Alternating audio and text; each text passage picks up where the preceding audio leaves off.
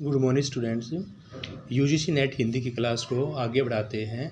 आज का टॉपिक है हमारा महादेव वर्मा के जो पद के साथी थे, यानी महादेव वर्मा के साथ जो पद के साथी से साथ उनके जो क्वेश्चंस हैं आज हम इस वीडियो के अंदर कवर करेंगे स्टूडेंट्स। तो पहला क्वेश्चन है आपका, स्वतंत्रता आंदोलन के कांड लेखिका ने कौन कौन से पद के साथियों को जेल में रहना पड़ा है, यानी कि उस समय में कौन से ऐसे महादेव वर्मा के साथी थे जो जेल में रहे। मैथिलीशरण गुप्त और सुभद्रा कुमारी चौहान। पद के साथियों में से किसको महादेव वर्मा ने साहित्य अग्रज कहकर पुकारा है? तो महादेव वर्मा जी ने जयशंकर प्रसाद को साहित्य का अग्रज कहकर पुकारा गया। किनको स्टूडेंट्स? जयशंकर प्रसाद को। किसने कहा? महादेव वर्मा ने। नेक्स्ट क्वेश्चन है, बौद्ध दर्शन की ओर झुकाव किस पद के साथी का था? तो जयशंकर प्रसाद का झुकाव जो है वो बौद्ध दर्शन की तरफ था स्टूडेंट्स।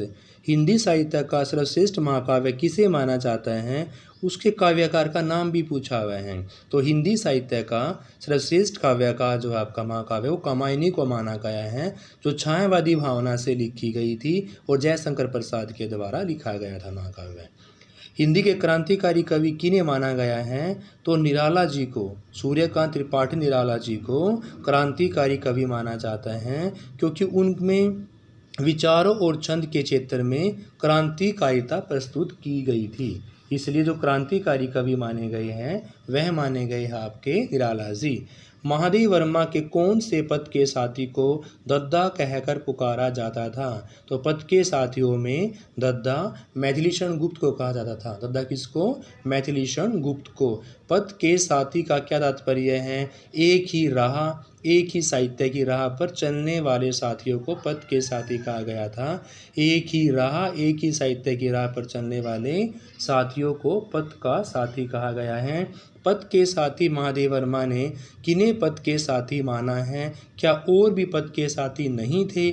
महादेव वर्मा जी ने पद के साथी के रूप में 7 कवियों के नाम गिनाए गए हैं। पहले कविंदर रविंदर, मैथिलीशरण गुप्त, जयशंकर प्रसाद, निराला जी, सुभद्रा कुमारी चौहान, पंत और लास्ट में आपके सियाराम शरण जी, सियाराम शरण गुप्त स्टूडेंट्स।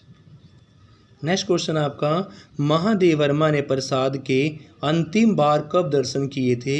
एक बार महादेव वर्मा भागलपुर से प्रयाग जा रही थी, तभी उन्होंने जयशंकर प्रसाद के प्रथम व अंतिम बार दर्शन किए थे। नेक्स्ट है, जयशंकर प्रसाद का निवास स्थान कहाँ पर है? वहाँ किस नाम से जाने जाते थे? तो जयशंकर प्रसाद जी का निवास स्थान आपका काशी में है और काशी में वह सुगनी साहू के नाम से जाने जाते थे। जब महादेव वर्मा जयशंकर प्रसाद से प्रथम बार मिलने गई तो प्रसाद कौन कौन सा काव्य लिख रहे थे? महादेव वर्मा जब जयशंकर प्रसाद से पहली बार मिलने के लिए गए तो कामायनी महाकाव्य का दूसरा सर्ग, उस समय जयशंकर प्रसाद जी कामायनी महाकाव्य का दूसरा सर्ग लिख रहे थे। महादेव वर्मा जब जयशंकर प्रसाद के दर्शनार्थ आई तो महादेव ने अपनी कौन सी कृति पूर्ण कर चुके थे? जब महादेव वर्मा प्रसाद के दर्शन के लिए काशी गई तो सांध्या गीत, उस समय वह सांध्या गीत पूर्ण कर चुकी थी। जयशंकर प्रसाद किस रोग से पीड़ित थे? तो जयशंकर प्रसाद जी हमारे अक्षय रोग से पीड़ित थे और यही रोग उनकी असामयिक मौत का कारण बना। जयशंकर प्रसाद का महापरियाण हुआ उस समय हिंदी जगत की क्या दशा थी? उस समय प्रसाद जी कामायनी का प्रकाशन हो चुका था और हिंदी जगत एक प्रकार से विकसित हो चुका था स्टूडेंट्स। नेक्स्ट क्वेश्चन आपका, तरुणावस्था में प्रसाद को कौन कौन से पारिवारिक कष्ट उठाने पड़े? तो तरुणावस्था में प्रसाद जी को अपने माता पिता, बड़े भाई, 2 पत्नियां, इकलौते पुत्र के वियोग की व्यथा सहन करनी पड़ी। तरुणावस्था में प्रसाद जी के माता पिता, बड़े भाई चल बसे, 2 पत्नियों का देहांत हो गया, इकलौते पुत्र का वियोग भी उनको सहना पड़ा। क्या प्रसाद आनंदवादी थे? महादेव वर्मा उन्हें किस रूप से मानती थी? जयशंकर प्रसाद को विद्वान आलोचक आनंदवादी मानते रहे हैं, परंतु महादेव वर्मा इसमें सामंजस्य की पुकार की कहती है अथवा असंतोष का दूसरा नाम ही मानती थी। पद के साथी में वर्णित दो साहित्यकारों के नाम बताने हैं। तो दो साहित्यकार आपके रविंद्रनाथ टैगोर और जयशंकर प्रसाद जी। रविंद्रनाथ टैगोर और जयशंकर प्रसाद हैं। भारतेंदु के पश्चात साहित्य के नाना क्षेत्रों का स्पर्श करने वाले पद के साथियों के रूप में लेखिका ने किसका उल्लेख किया है? तो लेखिका ने पद के साथियों में जयशंकर प्रसाद का उल्लेख किया है। महादेवी वर्मा को डी लिट की उपाधि से कहाँ से सम्मानित किया गया था? तो महादेवी वर्मा को डी लिट की उपाधि से विक्रम विश्वविद्यालय 1969 में, दिल्ली से 1980 में, बनारस से 1984 में और कुमायूं से 1977 में। यानी विक्रम विश्वविद्यालय से 1969, दिल्ली से 1980, बनारस से 1984 और कुमायूं से 1977। महादेवी वर्मा का विवाह किस वर्ष हुआ? 1916 के अंदर महादेवी वर्मा का विवाह हुआ। महादेवी वर्मा की स्मृति की रेखाएं पर कौन सा पुरस्कार मिला? तो स्मृति की रेखाएं कृति पर महादेवी वर्मा को द्विवेदी पदक मिला था। पद्म विभूषण उपाधि से महादेवी वर्मा कब विभूषित की गई थी? तो महादेवी वर्मा को पद्म विभूषण उपाधि से मरणोपरांत 1988 में प्रदान की गई। ज्ञानपीठ पुरस्कार महादेवी वर्मा को कब और किन कृतियों पर पुरस्कार मिला था? तो ज्ञानपीठ पुरस्कार महादेवी वर्मा को 1983 में दीपशिखा और यामा पर महादेवी वर्मा को 1.5 लाख रुपए का ज्ञानपीठ पुरस्कार 1983 में दीपशिखा और यामा पर 1.5 लाख का ज्ञानपीठ पुरस्कार से नवाजी गई थी। नेक्स्ट क्वेश्चन आपका, भारत भारती पुरस्कार महादेवी वर्मा को किसने और कब प्रदान किया? तो भारत भारती पुरस्कार महादेवी वर्मा जी को उत्तर प्रदेश हिंदी संस्थान लखनऊ में 1982 में, उत्तर प्रदेश हिंदी संस्थान लखनऊ में 1982 में महादेवी वर्मा को भारत भारती पुरस्कार से नवाजा गया। महादेवी वर्मा ने कब और किस विश्वविद्यालय के कुलपति पद को अलंकृत किया? 1960 में महादेवी वर्मा ने प्रयाग महिला विद्यापीठ से कुलपति पद को अलंकृत किया था। पद के साथी में महिला साहित्यकार पर आधारित कौन सा रेखा चित्र है? तो पद के साथी में महिला साहित्यकार पर तीसरा और सुभद्रा कुमारी चौहान हैं।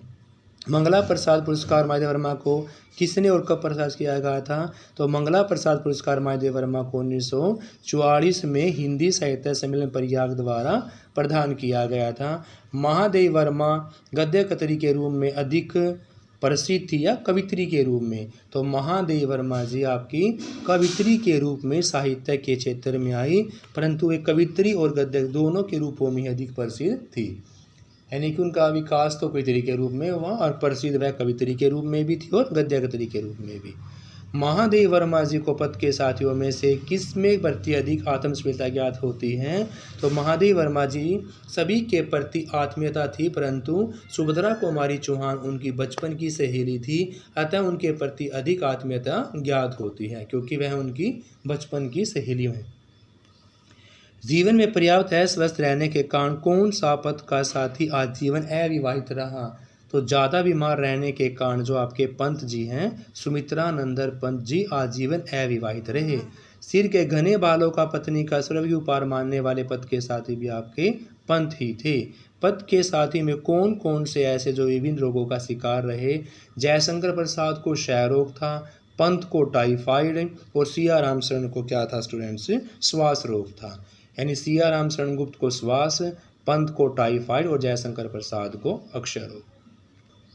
नेक्स्ट क्वेश्चन आपका, महादेवी वर्मा जी किस पद के साथी ने दीर्घतम आयु प्राप्त की? तो मैथिलीशरण गुप्त ने सबसे दीर्घतम आयु प्राप्त की। उनका जन्म 1886 के अंदर और मृत्यु 1964 के अंदर। तो पद के साथियों में दीर्घ आयु प्राप्त होने वाले मैथिलीशरण गुप्त थे। महादेवी वर्मा कौन सा पद का साथी अपेक्षाकृत कम आयु को? तो सुभद्रा कुमारी चौहान सबसे कम आयु में और गुप्त जी सबसे ज़्यादा आयु में। सुभद्रा कुमारी चौहान केवल 40 वर्ष की आयु प्राप्त की थी। उनका जन्म 4 में और स्वर्गवास 1948 यानी सिर्फ 44 साल। महादेवी वर्मा कविंदर विंदर से कितनी बार मिलने गई?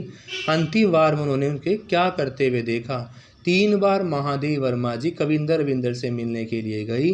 अंतिम बार जब उनके दर्शनार्थ के लिए गई तो शांति निकेतन के लिए अर्थ संग्रह में यत्नशील थे। कविंदर रविंदर ने स्वर्गीय होने का समाचार उन्हें किसने और किस रूप में दिया? तो कलकत्ते से एक बंधु आए थे जिन्होंने मिट्टी के पात्र में कविंदर के पार्थिव अवशेष की भस्म भर के उनको भेंट की। कलकत्ता के बंधु ने। कविंदर रविंदर के व्यक्तित्व और साहित्य में साम्य और वैषम्य क्या है? कविंदर रविंदर के व्यक्तित्व पर साहित्य में एक अद्भुत साम्य है।